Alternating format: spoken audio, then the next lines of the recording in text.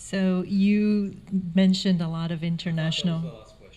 No, we're almost there. We're almost there. I'm just so curious. You mentioned a lot of international projects, and I just wanted to ask you what changes in the process when you were working at an unfamiliar geography or country?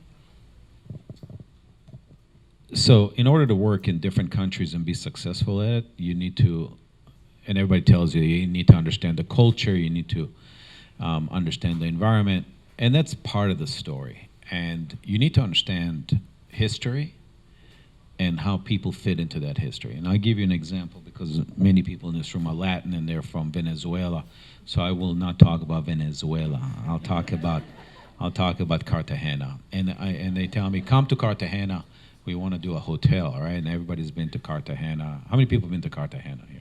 So yeah, good. I hit it.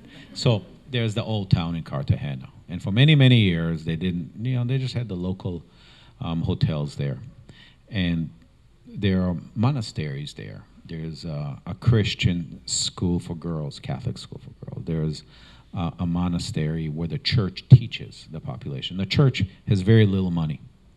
So the developer says to the church, I will develop your site. Now comes the interesting thing. If I develop your site, what happens to you? Where do you go? And they like where they are. They've been there for many, many years. And the same condition exists, as you will find out, is that the church owns most of the land in Israel, in Jaffa. If everybody been to Israel, you'll see Jews running around, you'll see Muslims running around, but the people who really own a lot of the land and a lot of monasteries and cloisters is the church.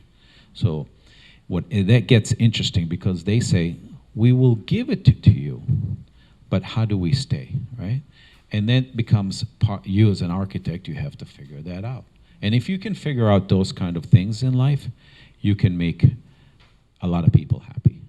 If you can figure out how to make a home and give people the simple things that they want in life, they'll be very appreciative. And that gets back to the monk building his monastery and having it a very ergonomic, simple.